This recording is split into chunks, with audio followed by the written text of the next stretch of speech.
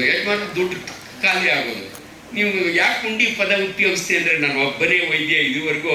Famous cardiologist doctor Manjunath, ಇನ್ನೊಬ್ಬರು cardiothoracic section ದೇವಿ ಪ್ರಸಾದ್ ಶೆಟ್ಟಿ. ಇದುವರೆಗೂ ಯಾರಾದರೂ ದೊಡ್ಡಬಳ್ಳಾಪುರದ ಕುಂಡಿ ಡಾಕ್ಟರ್ ಅಂದರೆ ಡಾಕ್ಟರ್ ಆಂಜನಪ್ಪ ಅಂತ ಹೇಳ್ಕೊಂಡಿರೋ ನಾನು ಒಬ್ಬನೇ. ಆನೆಸ್ಟ್ಲಿ ಹೇಳ್ತೀನಿ, ನಿಮ್ಗಳಿಗೆಲ್ಲ ಅರಿವಿಲ್ಲ. ಅರಿವು ಅಂದರೆ ಗೊತ್ತಿಲ್ಲ. 30% of human population they suffer from bottom problem.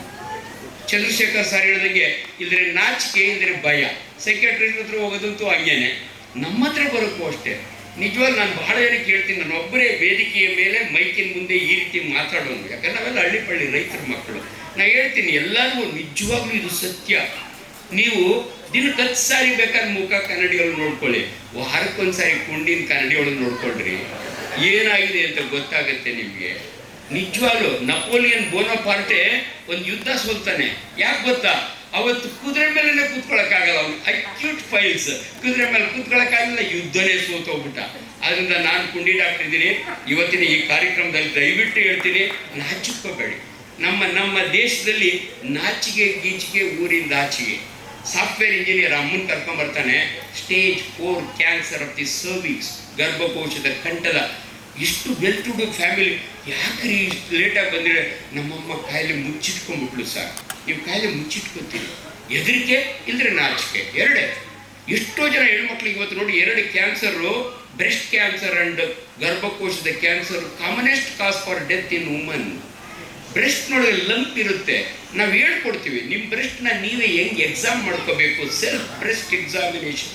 ಸ್ನಾನ ಮಾಡೋ ಕೈಗೇನೋ ತೆಗೆದ್ರೆ ನೋವಿಲ್ಲ ಡಾಕ್ಟ್ರೆ, ಅದು ಎಡಗಡೆ ಬಂದರೆ ಹೆಣ್ಮಕ್ಳಿಗೆ ಅದೃಷ್ಟ ಅಂತೆ, ಬಲಗಡೆ ಬಂದರೆ ಗಂಡು ಮಕ್ಳಿಗೆ ಅದೃಷ್ಟ ಅಂತೆ. ನಾನು ಹೋಗಿದ್ದೆ, ಒಬ್ಬ ಇಷ್ಟಪ್ಪ ಪೆರೋಟಿಡ್ಡು ಇಷ್ಟಪ್ಪ ಆಗೋರ್ಗು ಸುಮ್ಮನೆ. ಯಾಕೆ ಅಂದರೆ ನಮ್ಮ ಅಜ್ಜಿ ಹೇಳಿದ್ರು ಅದೃಷ್ಟಕ್ಕೆ ಬಂದದೆ ಅಂತ.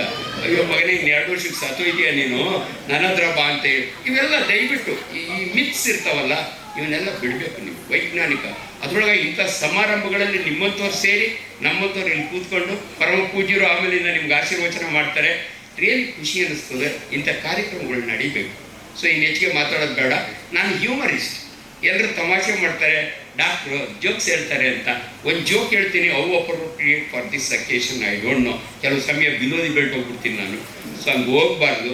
ಸೊ ಬೇಡ, ಹಂಗೆ ಅದನ್ನು ಬಿಟ್ಬಿಡೋಣ. ಯಾಕಂತ ಮುಜುಗರ ಪಡ್ಕೊಂಡು ಹೇಳೋ ಅಂಥದ್ದು. ಬಟ್ ಆರೋಗ್ಯದ ವಿಚಾರದಲ್ಲಿ ನಿಜವಾದ ನಮ್ಮನ್ನು ಕರೆದು ಬೆಂತಟ್ಟಿದರೆ ನಿಜವಾದ ಸಂತೋಷ ಅನಿಸುತ್ತೆ. ಇನ್ನೂ ಹೆಚ್ಚಿನ ಕಾರ್ಯಕ್ರಮ. ಚಂದ್ರಶೇಖರ್ ಸರ್ ಹೇಳ್ದಂಗೆ ನಾನು 70 ದಾಟಿದ್ದೀನಿ, ಅದೊಂದು ಖುಷಿ ನನಗೆ. ಯಾಕಂದರೆ ಡಾಕ್ಟ್ರುಗಳೆಲ್ಲ 65 ನಾನು ಬದುಕೋಲ್ಲ ಅಂತ, ಇದು ನಿಜ. ಸ್ಟ್ಯಾಟಿಸ್ಟಿಕ್ಸ್ ಬಂದಿದೆ.